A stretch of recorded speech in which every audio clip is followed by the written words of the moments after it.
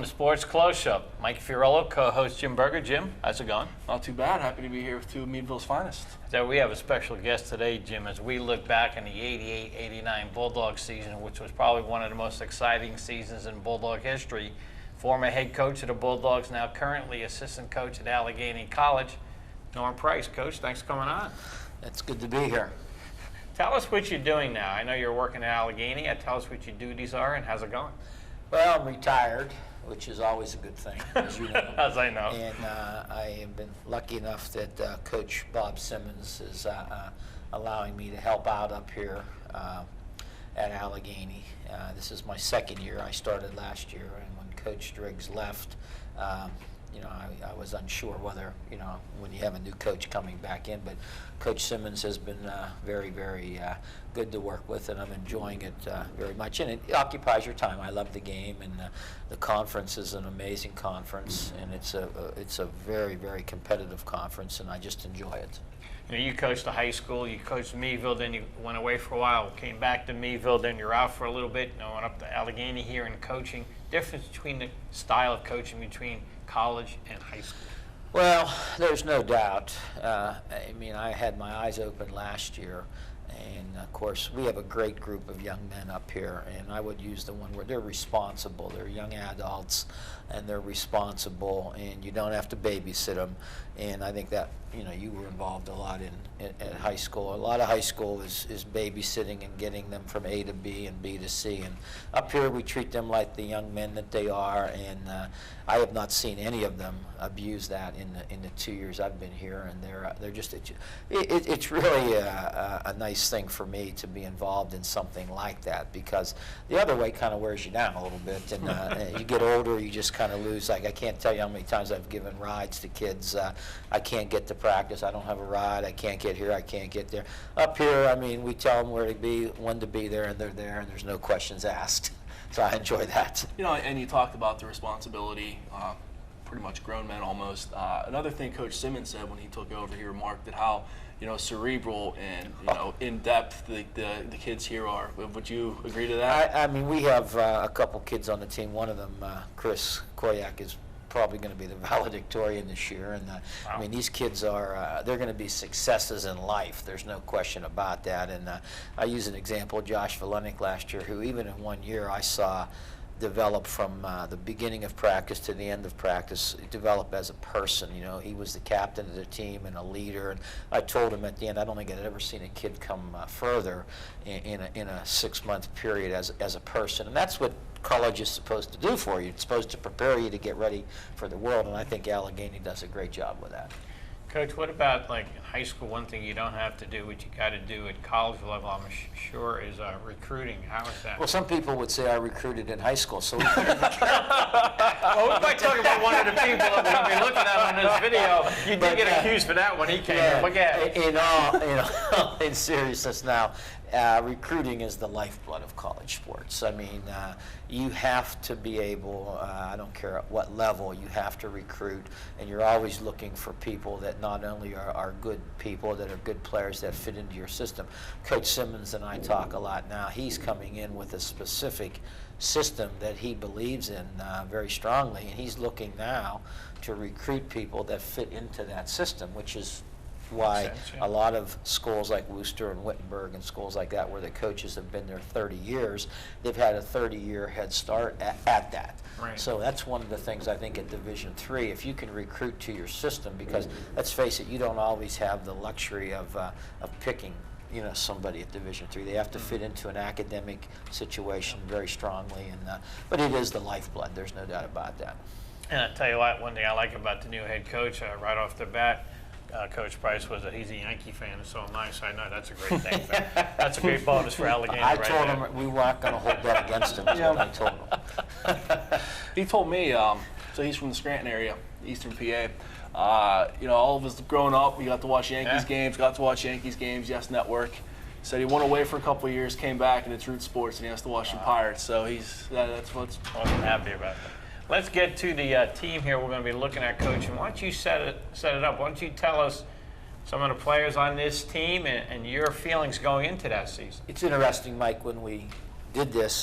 This is what I would call as one of the forgotten teams. I mean, they won a district championship, the last one. And to put it together, when they were sophomores, they got to play at Hershey. Pat Swick and Maurice McClure, Dwayne Gray, Mike Anners were all on the team that went to Hershey, 85, 86. Of course, they didn't play, but they got to see everything. And when they were seniors, they were always what I would consider a very good team, but they were small. And we got very lucky in that Bucky Newsom was a tall, thin boy that came up behind them. And Bucky just one of these kids. He wasn't a very good player when he was young. He was about 6'7", and he just kept getting better and better and better.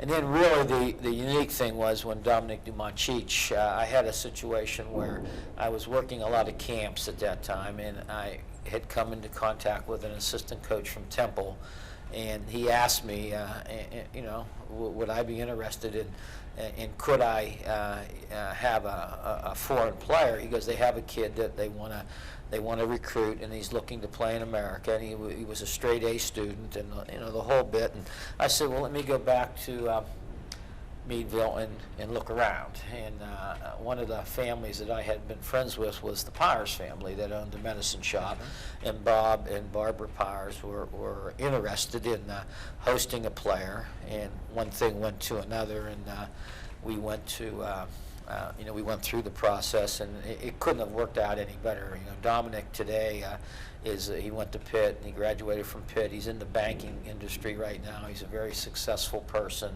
You know, he married an American girl. He has three children, twins, and another girl, and he's done very well. But he was 7 foot tall, so you put Dominic and Bucky together with the 3 and 4 other people we had on that team, and it worked out as one of our best teams. It wasn't one of those teams like in the past where we were able to blow people out. The league was very good that year. Franklin had Kevin Blackhurst, who was a tremendous player, and Prep had a you know, a typical Erie Prep team, full college level players, and it was a very, very competitive year.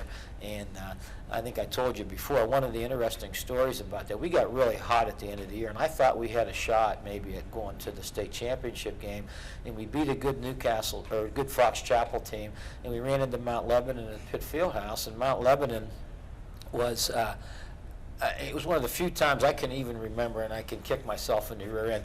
I think, they're not very good. I said, I looked at them, I scouted them, I said, they're just not, they had all football players. They had 3 or 4 Division I football players. One was going to Stanford, one was going to Pitt. And we played at Pitt Fieldhouse on Saturday afternoon, and they kicked the crap out of us physically. We were not real big in terms, you know, we were 7 foot 6'7", but they were built like pencils. And these were football kids, and they kicked the living crap out of us. And I remember thinking to myself, wow, I mean, I should have known better at that far along in my coaching career to get that false sense of like, you know, we were just better than they were, I thought. And you know, and that was a little disappointing, but it didn't take any of the luster off that year. You know, Pat Swick ended up going to Fredonia and playing. Maurice McClure and Dwayne Gray were, you know, very, very good high school players. Maurice was a tremendous, at his size. What made him so good? Oh, his heart was as big as, you know, he came from the McClure family, which if you know anything about the history of Meadville, you know, a tremendous. There's a young McClure playing this year for Meadville, yeah. Doug and Floyd were great players, and Maurice had a heart that was about as big as you could be, and I just loved coaching him. I mean, he was one of those guys that, you know, he had 5'6" or 5'7", and couldn't dribble with his left hand and didn't shoot the ball very well.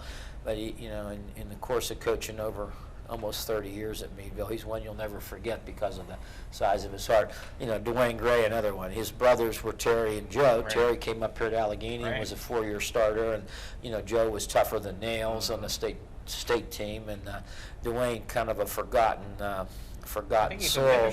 Yeah, in Columbus, Ohio. Yeah. But Dwayne was, you know, when we made the switch to move Dwayne to point guard and Pat to the off guard, really made that team go.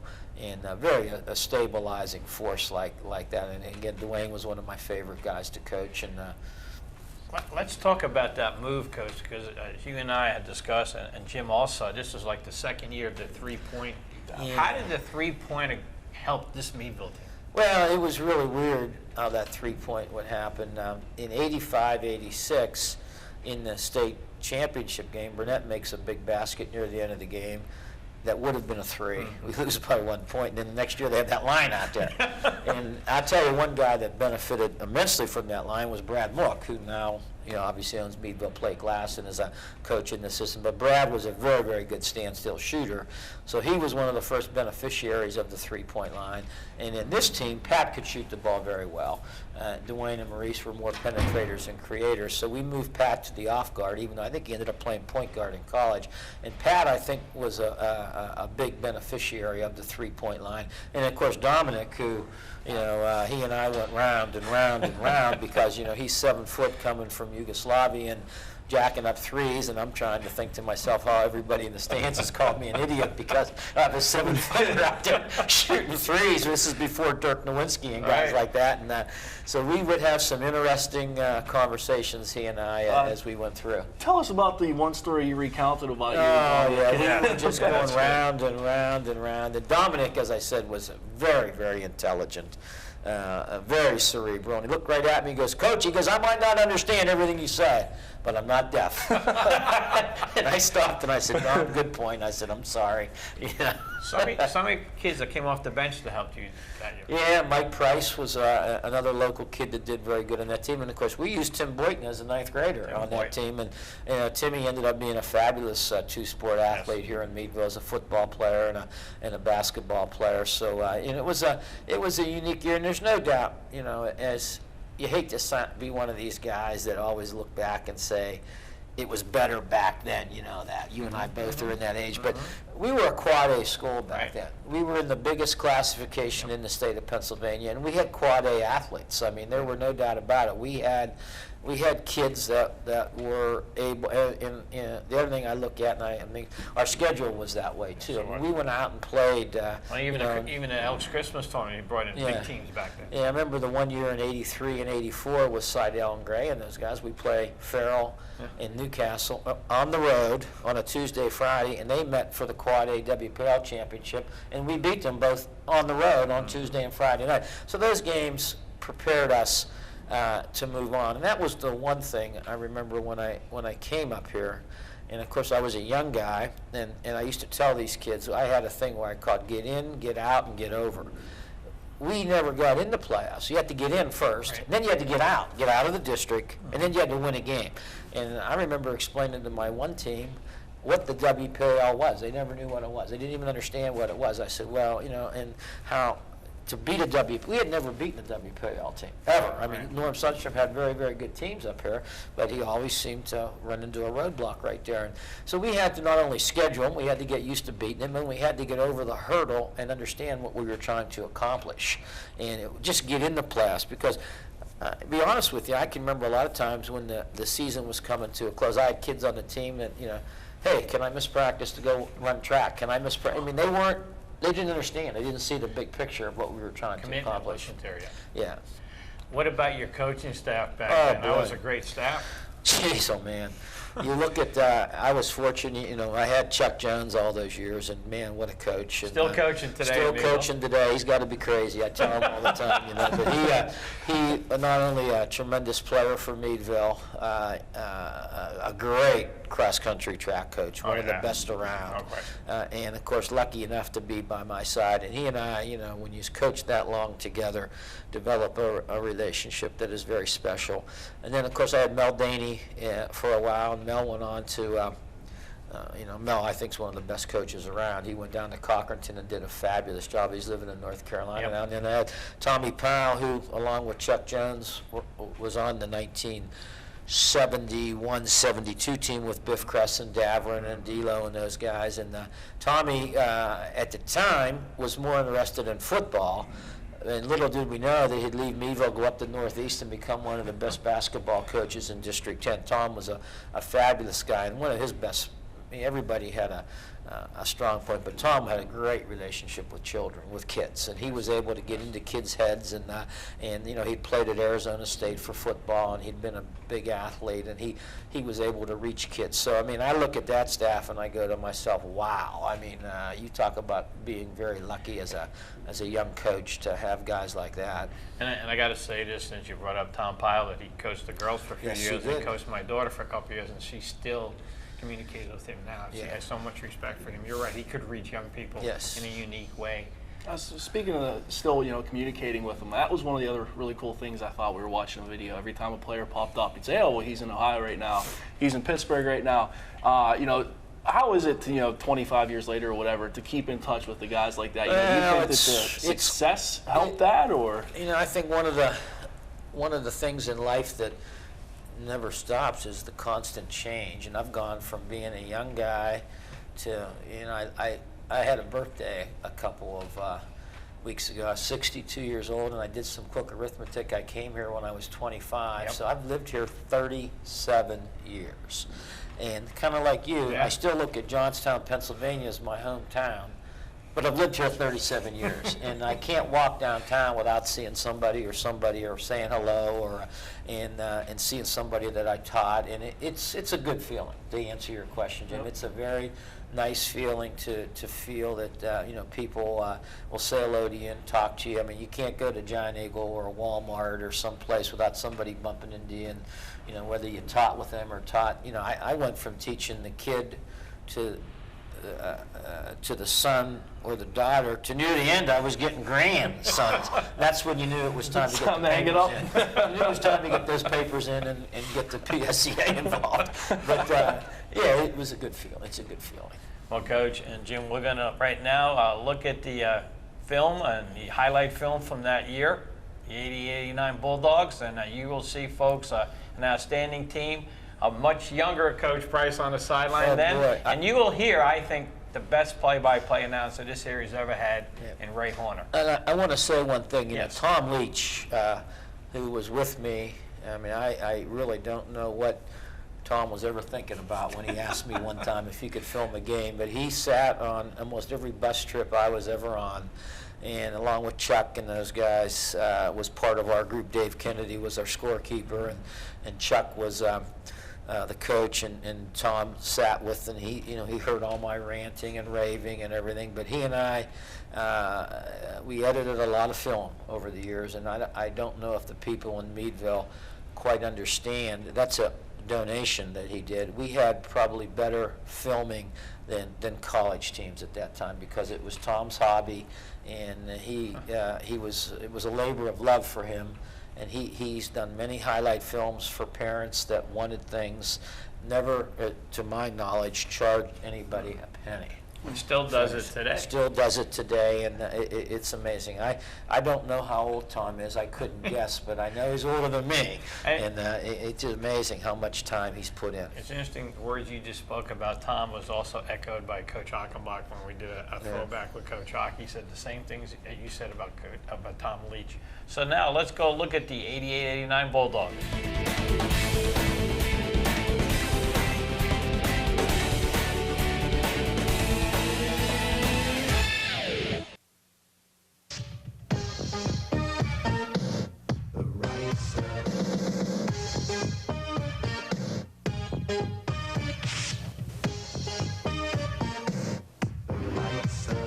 Controlled by Wilson of Kiski. Ahead the fields, back to Wilson. Pump fake. Shot smacked away by Newsome off the bankboard. To the forecourt, driving lane. No, dumps it to Newsome. Got the 2 points and a foul. Pass by Swick. Reverse layup. McClure for the 2 points. That ball knocked away, but he gets it back to Swick. 3-pointer from the top is good. Swick on the run. Swick foul line. Bounce pass. Headers a beauty for 2. Inbound the McClure drives inside and got it up the window and in. Pretty little spin and move there, and it's Boynton with a pretty pass in the lane to DeManchi for the slam dunk. Ahead to Swick, pump fake, shot off the glass and in. Forecourt left side, jump shot, no good. Strong, tipped up and in by McClure. Corner left DeManchi, sets for the 3-pointer, no good, but it rolled in. There's a friendly roll. Swings it left side, DeManchi, 3-pointer, yes. That's 2 in a row. Corner shoots a 3-pointer. No. Follow that. Rebound. McClure battles with the Kiski player. DeManchi saves it. DeManchi bounce pass ahead to a running Swick. Reverse layup is a dandy for 2 points. Boy. Drives to the foul line. Jump shot in. Pat Swick. 3-on-1. Great to DeManchi. DeManchi slam. Meadville breaks the press nicely. McClure will drive to the hole. Right-handed layup is good. Dogs needed. Rebound DeManchi. 3-pointer around and in. the lane, loses the basketball. Newsom gets it. Swick picks it up, puts it in the lane. Demanchi loses it, recovers. Tough 15-footer. Got red and black across the timeline. McClure. McClure drives the lane. Right-hander, 2 points. McClure with a couple hoops and a little 5 left in quarter number 3. Swick into the lane. Newsom, soft shot, 2 points. Condensed, making Meadville shoot from the outside. Price, corner left jumper, 2 points. There we go. Valtuno ahead to McNellis. Behind the back pass, Swagger, and he's hammered to the hardwood by Dwayne Gray. Sends it off to the point guard, McNellis. 35 seconds left in this game. Corner left, Stewart. Back out front to McNellis. Are they going to play for the final shot, Wayne? Colombo drives and he's stripped by McClure. Off to Newsom. Back to McClure. Layup. No good, but he was fouled. What a defensive play by Maurice McClure, the steal of the season. Those quick hands. Come on, Maurice. 5'9" senior. Eyes the hoop on the right. Got it. Come through in the clutch. 30-28. Meadville by 2. 23 seconds left. McClure with one more shot. Up and strong. No good. Tipped out front to Meadville. Swick on the dribble, and he is fouled by Swagger, and Pat Swick will go to the free throw line. Indeed. Swick eyes the hoop, shoots it, and makes it. His first point of the night is an important one. Sure is. That gives us the 3-point lead. 31-28, Meadville leading. Pat Swick has another shot. Up and strong on the baseline, stolen by McClure of Meadville. Out front to Pat Swick. Swick on the dribble to Demanchi. Demanchi is fouled on a side by Swagger. 2 big offensive rebounds by Meadville. Maurice McClure. Meadville's going to win this, Wayne, and go to 7-0. And it'll be their 3rd consecutive Elks tournament victory. First time ever that a Meadville high school team has won this Elks tournament 3 years in a row. Congratulations to Norm Price. It took him a long time to get an Elks tournament victory, but now he's reeled off 3 in a row. Demanchi makes the first free throw. 32-28, Meadville leading with just 4 seconds left. Just let Altoona come down and shoot. Makes the second one, and Meadville will win this Elks tournament. McNellis into the forecourt, shoots a 3-pointer, it won't count, and the Dogs win it 33-28. It was the offensive rebounding down the stretch, and I also thought the Meadville man-to-man pressure told the story. Maurice McClure, big 4th quarter, Ray. Clutch man today. 33-28, Dogs win it. There's 7 straight. There's 7.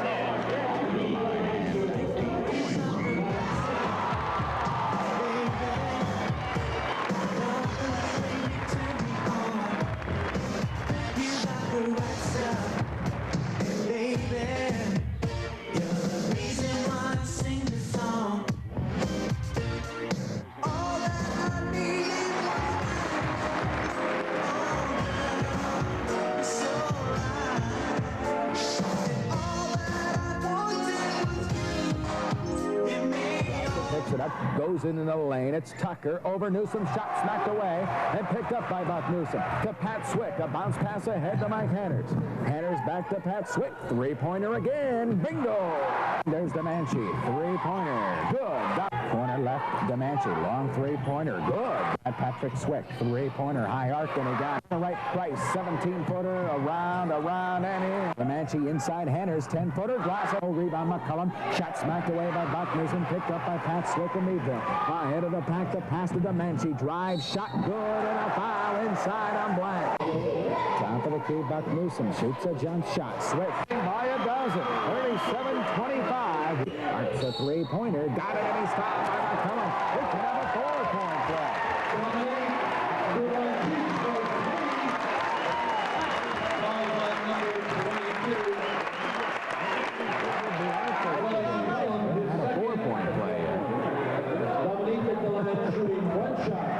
Could be history. At the free throw. That's the thing. If somebody's fouled on a 3-point play, inside the break, no good. Rebound Blanks inside, up, no good.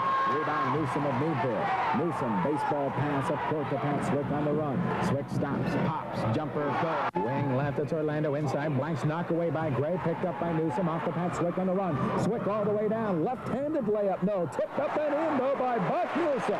Gray up court to a running Dominic Demanchi. Stops from 10, jump shot off the window and in for Dominic. 4:50 remaining in the game. Blanks baseline against Demanchi. And a blocking against Demanchi. is the worst I've ever seen. Doug, you're getting pretty excited here. Near hoop. Shot up, no good. Offensive rebound. Tucker fell down. Travel called. It'll be Meadville's ball. Ashton, three-pointer, around and up. Rebound, Demenci for Meadville. There's it to Pat Swick. Swick on the run into the forecourt. Lobs it, Newsom. Slam! Dunk!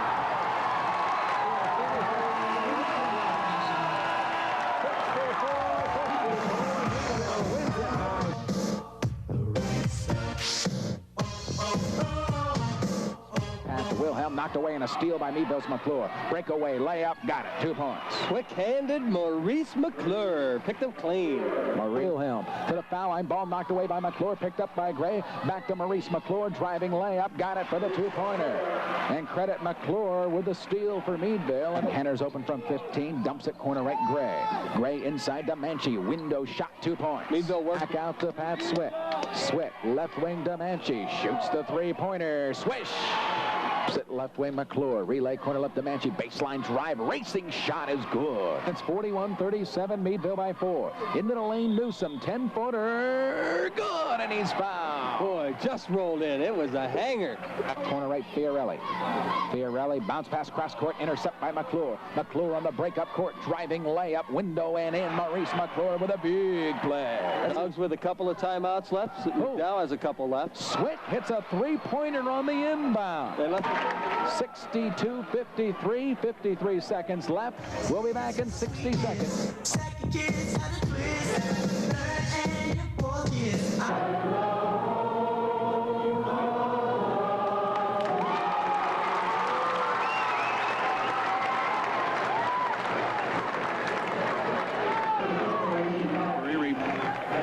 Mike Haberle, Phil Kraus, Todd Stablet, and Steve Ziegler. For Meadville, Pat Swick, Maurice McClure, Buck Newsom, Dwayne Gray, and Dominic Demanchi gets the start tonight. The 6'10" senior. Here we go to center court. Newsom against Ziegler and the Prep Ramblers. Win the opening tip, and Haberle puts it in gear to Jeff Cardon. Left-hand side, Phil Kraus. Prep wearing the black uniforms with the orange and white trim, and Meadville in the home white. Out front, a 3-pointer for Haberle. Strong. Rebound, driving shot up, no good. Rebound, Demanchi of Meadville. Demanchi on the dribble. Center court. Down, bounce pass, baseline. Gray back out to Swick. Sets for the 3. Got it.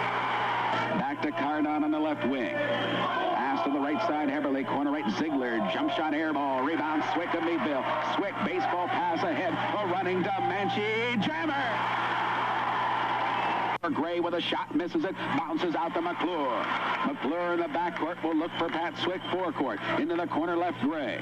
Dwayne Gray with a basketball, drives to the key, backs it back up, Demanchi. Pump fake, zings it corner left, Swick for the 3-pointer. Swish! First high post jump shot by Buck Newsom is strong, but it rolls around and in. Right side, Sasha Pekarsky, and he's stripped clean by McClure.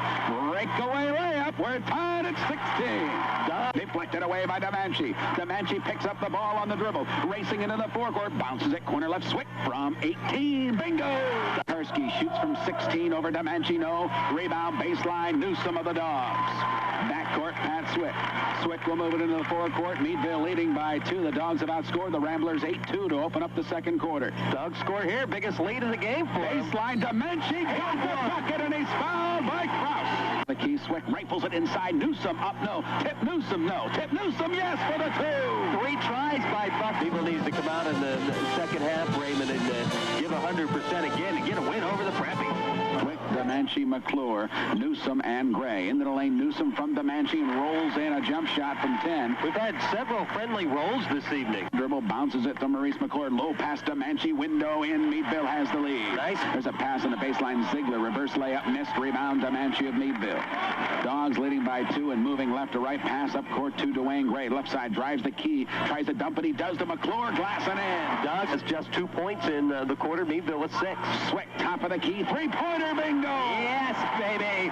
Dogs leading 35-30. Meadville and Prep was tied at half at 26. Inbound Demanchi, 10-footer, window and in for Dominic. Nice shot by Dominic, and they have only 1 offensive rebound in this quarter. Meadville doing a nice job of giving Prep 1 shot only. Corner left, McClure goes down low. Demanchi up and in. Pretty pass by McClure. Yes, indeed. Marcel might want to take another timeout. 9-point dog lead. The Mariners. 1:45 left in the third quarter. Inbound Heberle to Kraus over to Manchi. No good. Offensive rebound. Stablen smacked away by McClure. All the way down to the other end of the court. Wow, what a rejection. Hanners in for Meadville's McClure, but that's how you play defense. Ziegler's second shot short. Rebound Demanchi of Meadville. Back court, and there's a steal by Stablen. Ball still loose, and Demanchi picks it up for Meadville. He's on the streak left to right. Demanchi all the way down. Rifles it low to Newsom, 20 seconds left in the third quarter. Swick inbound to Mike Hanners. See if the Dogs go for the last shot of the quarter. Pat Swick bounce pass ahead. Gray drives to the foul line. Now backs it up. Goes baseline. Newsom running 10-footer. 2 more for the Buck. Drives to the baseline. Looking for Buck. Cross court pass to Swick on the right side. Shoots a fadeaway 18-footer. Tipped by Demanchi. Tipped Demanchi. Good. 2 points. With 1 second on the clock. Demanchi with 10 points in the quarter. 16 in the game, and the Dons lead by 10 at the end of the third. We'll be back for the fourth. McClure looking low, now fires it back out front to Gray. Rifles it right wing Newsom. Drives into the lane, 10-footer. 2 points for Buck Newsom. Buck Newsom having a great game this evening.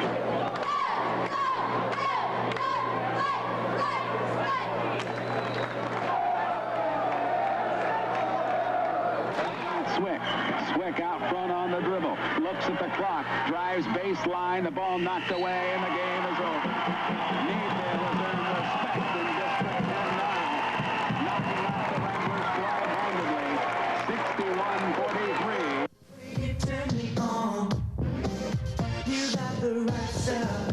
Center against Archie, and Demanchi wins the tip, and Meadville has the basketball to start it off here on a Saturday evening in Mercer County. Meadville at Sharon. The Dogs wearing the traveling black, Sharon in the home gray with the orange and black trim. Dogs shooting at the hoop on the right side of your dial. Newsom out front to Dwayne Gray, right side beyond the arc. Now dribbles into the corner right and throws it to Buck Newsom. Newsom baseline drive, running jammer to start the game. Pass top to Keith Swick, left side Demanchi. Shoots an 18-footer. Good. On the dribble, lobs it wing left to Manchi. He's going to shoot a 3-pointer. Got it. And there's an intercept by Meadville's McClure. He's on a breakaway right-handed layup and gets the 2-point. Swick to Price for the jump shot and cans it. McClure driving right-hander missed. Offensive rebound. Demanchi glassing in for the drive. Steams it into the lane to Demanchi. Baseline pass McClure. Pump fake. No good with a shot. Tipped by Buck Newsom. Good.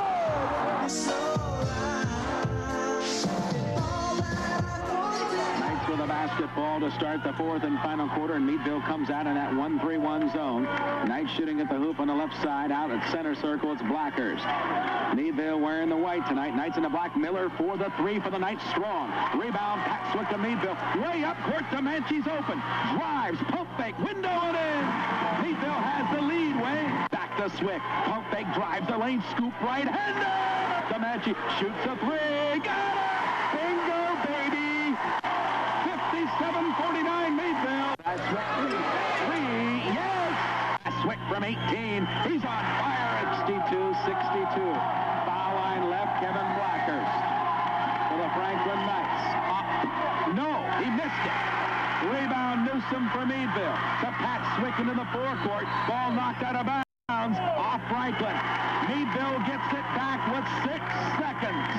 62-62 our score. Hanners will be the trigger man on the inbound. This is where Meadville would have used Maurice McClure, Raymond, to set the pick on the inbound. Here we go. Gray into the forecourt. He lost track of the time and throws it up in the air, and we're tied as we go into overtime.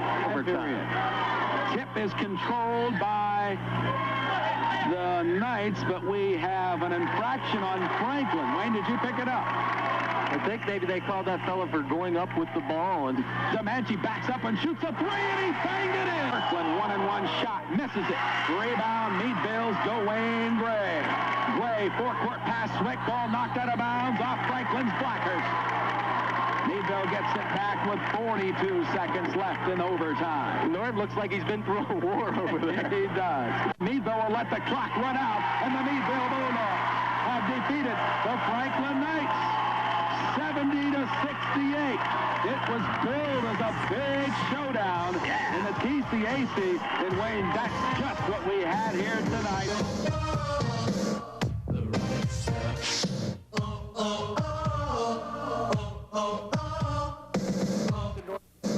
Norman Price, Raymond, to have his team here in the District 10 Championship. This is the 6th year in a row that the Dogs will vie for the District 10 Championship. And that says an awful lot about the man that puts it all down on the chalkboard, head coach Norman Price of the Meadville Bulldogs. I'll tell you, half of the city of Meadville moved north 32 miles tonight. Big Meadville following up. Glow in the dark. They look a lot like the Cleveland Cavaliers away uniform. Here we go, opening tip-off. The Dogs and Prep doing battle for the District 10 Championship. Demanchi will jump center against Steve Ziegler. Referee Russo at center court throws up the ball, and the Dogs win the opening tip. The opening half. Demanchi from 14, glass it in. Round ball. Demanchi all the way down, shoots an off-balance shot, misses it, but Buck Newsom follows it in. McClure drives down, bounces at Demanchi, and hits a rolling layup. Shots, Raymond. Prep just 1 of 3. Demanchi will shoot a 3 and bury. And McClure, pretty pass, up and he was fouled. There's a corner left, McClure back to Demanchi in the lane, shot up and good. The ball past Demanchi, drives around his defender, window and in. Rebound tipped by Newsom. Newsom gets it. Newsom back out front to the point guard, Dwayne Gray, 140 left in the quarter. Bucky working hard on the boards. Gray low right there is the Buck. Baseline jumper, Glenn, win up 60.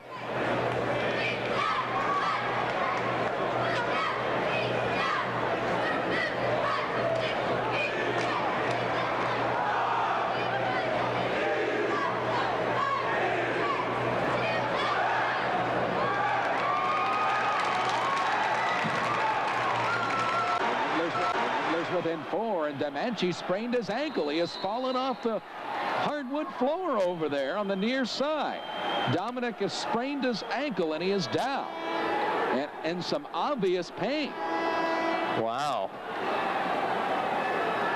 5:41 left in the half. Left side, Swick for the three-pointer. Strong with a shot. Rebound, Krause of the Ramblers, who saves it inbound the Hanners, and he lays it off the glass. Newsom takes a drive, puts it up and in. Ramblers with a basketball to start the second half. Stablin loses the ball out of bounds.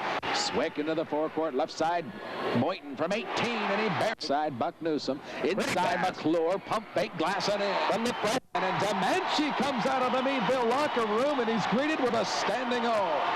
Right side, Stablin wide open, and a foul out front against Meadville. I wondered what happened there. And here he comes. He's coming right in. 5:06 left in the third. Listen to this crowd. Carter drives the lane, running shot, window and no. Rebound nicely, McClure. To Swift.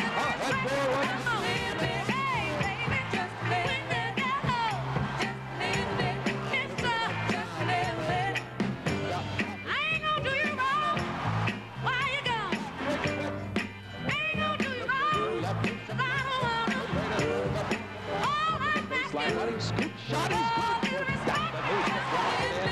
Left side, Newsom, 15-footer, goal! Inbound. He'll throw it way up court to a racing Gray. Breakaway layup, good! Just let the clock expire, and the Meadville Bulldogs are the District 10 champions in boys quad A with a 60-55 win, and it's nice win.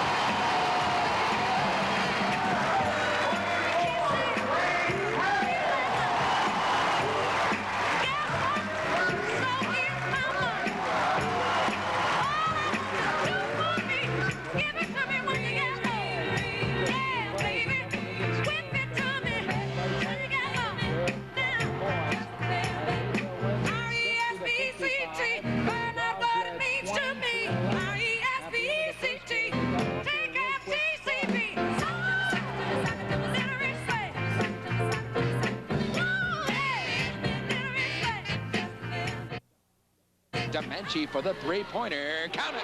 Demanchi will shoot a three-pointer and hit it.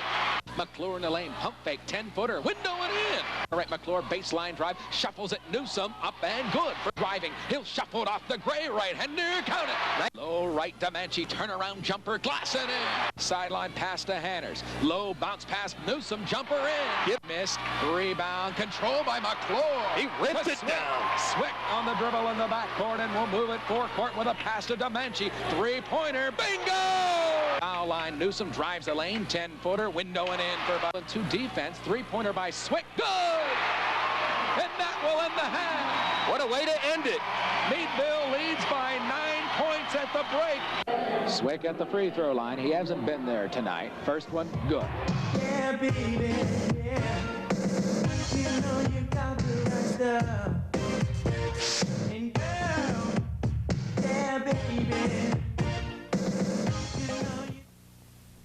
What do you think, Jim, that year? That was a collection of talent right there. That was awesome to watch. I think that team would compete well. Now, you talked about how things changed. Good old days. I think that team would definitely stack up with some of the best out there. It was interesting, Jim. That team, as I said, it was kind of a forgotten team because in '83, '84, we had a real combination of athletes, probably not Division I athletes, but just kids that were just great players, and they meshed very well together. Seidel Gray and Paul Burnett and Dave Zelasco and Bobby Mudger were just really solid. And then, of course, we had the team in '85, '86 that was a kind of a 2 or 3 year put together, Mike Fiorillo and the Burnett boys and everything that were very talented. This team kind of fit in there. They didn't do anything really spectacular, although you watch that film. I mean, they did a couple things they were coming off. spectacular, You got to remember who they were coming off of. Right. Burnett had 87 dunks his senior year, Right. and then you have Bucky and Dominic dunking a couple times, and it was kind of, you don't want to say old hat for a guy like me, but I'm sitting there, and it was a lot harder because I think, number one, the expectations, competition was tougher. There was a very difficult prep team. The 2 games with prep were really important for us because I wasn't sure if we were able to compete with prep. They were physically stronger than us, and they had a really solid team. And we beat them at home, and then we beat them in a really great District 10 championship game up in the Civic Center. And then Franklin had, and I told Mike this before we started, Franklin had a player, and I don't know if people remember, Kevin Blackhurst, who went on to start 4 years at Delaware. Kevin, people say, who are the best players you ever coached against? And of course, you got to say Billy Owens, who was in there and everything. But then we coached against Treg Lee and guys of that magnitude when we had teams, and William Herndon, who went on to play for Calipari at UMass. But Kevin Blackhurst, from beginning to end of his career at Franklin, was as good a player as I ever coached against. And in that game at Meadville, Kevin, who was probably a 90% foul shooter, has to make a free throw to win the game, and he misses, and we go to overtime. And we end up beating them in overtime to win the league. And that was one of the ones where you just, you think sometimes you get a big break from the man above or something like that, because 9.5 times out of 10, Kevin would have made the foul shot, and he was a very, very good player. And I don't know if people remember, because then Franklin ended up under Coach Hager having some really great teams that competed and won state championships, and Kevin was a little prior to that, but was a very good player. Another moment you said could have been, from above. You saw Dominic go down with the ankle injury, and he came back like Willis Reed story. Dom was an interesting thing, because anytime you bring a young man in from a different culture, it was different for us, and he came from a very strong family unit. But I was always questioning, like he would say, well, his finger hurt, his leg hurt. And when he hurt his ankle, I remember rolling my eyes back, saying, well, this is it. He's not going to come back out. And we came back out to play, and I started Timmy Boyton in that game. As a 9th grader, he really wasn't the 6th man. Hanners and Mike Price and those guys were. And I started Timmy because I thought Timmy was able to handle the magnitude of the situation better than Did you the look other at his guys. athletic ability? Yeah, in 9th grade, I just figured, plus I thought maybe he would be too young to understand everything about exactly. it. And then all of a sudden we look up and there's Dom running out. I actually heard the crowd first. The crowd just rose up and started cheering. I looked up and Dom came, and you saw in the film. I said, you don't need to be real smart to go. I said I didn't need a coaching. Best coaching move of the year. Yeah. Let's look at that for a second, Don. delve into that because you got him to come here. So he's coming to Meadville, but you have a team that doesn't know him. Yeah. And that was. How did you mesh him with the kids on your team already? Well, let's take the first thing would be he's taken somebody's place. Yes. So that's the first thing. I mean, and that's not easy. And I've often thought to myself, I had a young man that played, and that's not going to be easy. Somebody's feelings are going to be hurt and not happy. Number two, he has to mesh with the guys that are. And I'll give Pat Swick a lot of credit for that. Pat ended up being a coach, and it was already coming from that coaching tree of the Swick family.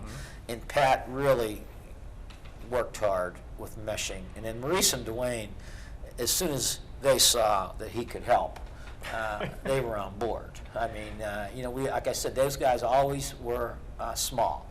And one of the guys, like Mike Hanners, who probably would have been the starter if Dominic wouldn't have come, readily accepted it. And then Dominic himself was a classy kid. I mean, he wasn't a show-off. He wasn't he was very well liked by the student body.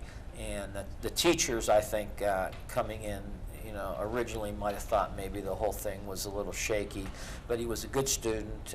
In fact, to tell you how good of a student he was, when he went to Pitt, he had to pass the ACT and the SAT, and there was no, at that time, any leniency. So he's taken it in a language that's not his own, and he passed it, and could play right away. So that just tells you that he was a pretty special young guy. So, but you're right. I mean, that's something that could blow up in your face if it's not done correctly.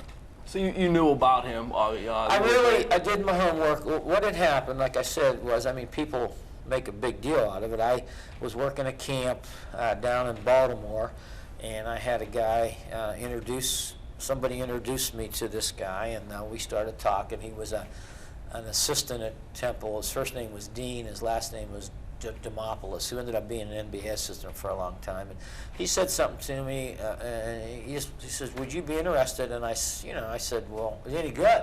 Because we wouldn't be looking at him if he wasn't any good. And I said, and then Coach Cheney called me a couple times, and probably one of the neatest stories that I could ever tell about something is the day we picked him up. He flew into LaGuardia, and Bob Power and I are going to pick him up. And, you guys ever been to LaGuardia before? No. Me, I'm lucky if I've been to Cockerton, right? So I've been there many times. So anyway, we fly. He's come in, and I'm going to say around 1 o'clock in the afternoon. So we leave Pittsburgh. We drive down to Pittsburgh early in the morning and fly into LaGuardia about 6. So, of course, the first thing I'm amazed at is the magnitude of the whole thing. Then I didn't realize when you come through customs, there's thousands of people there with umbrellas with your name stuck on it.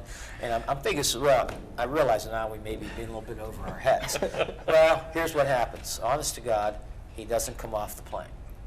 So we're waiting there, and there's no demand sheet. So anyway, I don't know what to do. Our return flight to Meadville, I do remember this, Bob and I, was 6 o'clock Saturday evening. And now it's like 2:30, 3 o'clock, and you're starting to get nervous because you can't find a 7-foot kid roaming around LaGuardia. And I'll tell you, that's the day I saw Arvydas Sabonis was there. Do you know who Arvydas Sabonis was? He was sitting there having a beer, and I looked over at him, and I had never seen a human being that big. And I remember thinking, boy, I wish Dominic looks like that. So anyway, long story short, I go into I didn't get right into an office. I told a couple fibs. I said I was the principal of Meadville High School, and I had an exchange student come in, and they're not allowed to give you the list of the passengers. I said, all I want to know is, did he get on the plane at Zagreb? If he got on the plane at Zagreb, I'll sleep here if I have to. I'm not leaving the kid here. They wouldn't tell me. So they passed me on 2 or 3 people, and I finally got a woman who was high up the chain and was pretty sympathetic. And I think probably in 1989, I don't even know if they used computers or not, but she came up. And security wasn't like it is today. She says, I can tell you what, Mr. Price, he was on the plane. So I said, that's enough, I'm not leaving. So I walk out of her office, and I look around, and I see a boy, and they had a phone booth. That tells you how long ago it was. He was in the phone booth dialing. He was calling somebody, and I said, damn. I said, I wish he would be. I turned around, he looked at me, and he hugged me. He gave me the biggest hug in the world. He didn't speak real good English at the time. He picked it up very good. He had gone the wrong way coming out. He got turned around, and he gave me a big hug, and I said, boy, Dom, and then we started talking, and he had some broken English, but it was a pretty neat story, really. But here I have been running around LaGuardia like a nut bunny, you know. But still, you get him to Meadville. In your mind, are you still saying, I still got to look to see how good this kid is? Because you hadn't seen him. I hadn't seen him. I had the word of a pretty good coach. Oh, yeah. I was worried about two things. Bob and Barbara Pyre had 2 young children. They were bringing him into their family. Sure. And I was hoping that worked out. But again, Dom was just, and Dom is very close to them still.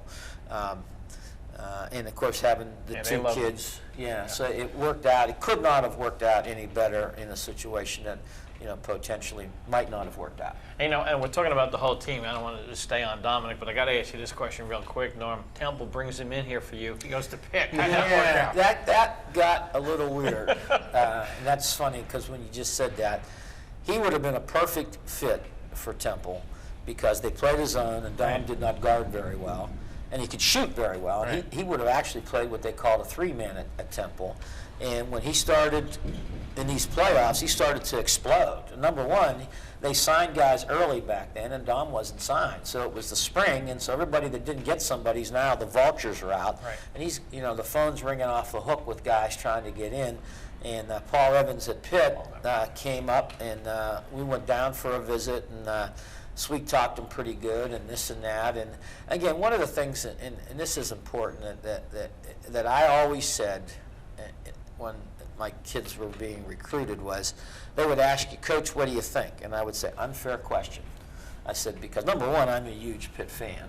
And number two, if I say something, it could tip the scales in that school's fashion or the coach's fashion. And if it doesn't work out, you could come back and say, well, the only reason I went there is because you said that. So I said, you have to lay I mean, I'd help them, and we'd lay the pros and the cons and this and that. But the second I get involved and say, well, gee whiz, you know, Pitt's my favorite school and I really like, that's not fair. So I kept my mouth shut that way, and he changed his mind. And they were really good at the time, They too. were That very was good at Charles Smith, Sean Miller. He was going to Temple. He had Temple in his top 2 or 3. He had Temple, Xavier, Pitt, and I forget the 4th one now. It might have been Maryland. But like I said, he was one of those guys where I'm not sure how good he was in comparison to that level of school. But he was there, and they still could recruit him because most of the people were signed. And Bucky went to, you know, got recruited by Canisius the same way. You know, Bucky ended up being a kid that didn't even play much in 7th, 8th, and 9th grade. And ended up, Canisius came in the next year and jumped on him quickly. Bucky was a quiet young man. Oh, man. So who was your vocal leader? Was Pat. it Swick? It was. Yeah. Pat was definitely the on-the-court leader. Maurice was, he'd glare at you every once in a while.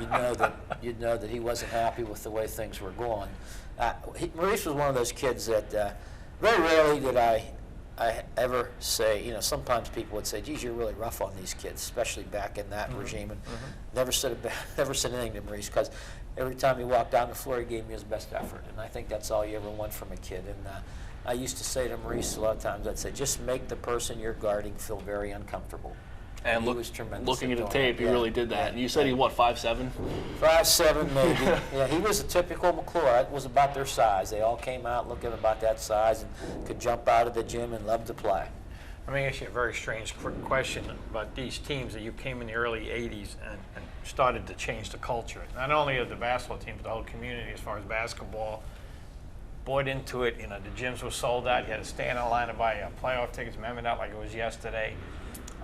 Fun times, but it does wear on a coach, I'm sure, because you start putting a bullseye on your back because everybody expects this all the time. I had some problems at the end there in the 90, 91 when I had Brooke Bright and Ann Buchan and those guys. And who played here? I put a lot of pressure on myself. That's one of the reasons I got out after the first time was, you know, we were the #1 ranked team in the state, Quad A. We played Penn Hills at Slippery Rock that year, and they were ranked 2, and we blew the crap out of them. And I really thought that team had, that was the team, state I team. call it the team that nobody remembers. It was because they didn't do it. They didn't do anything. I mean, Right. and Buchan was a great player. Raga was a great player. Quinn was a great player.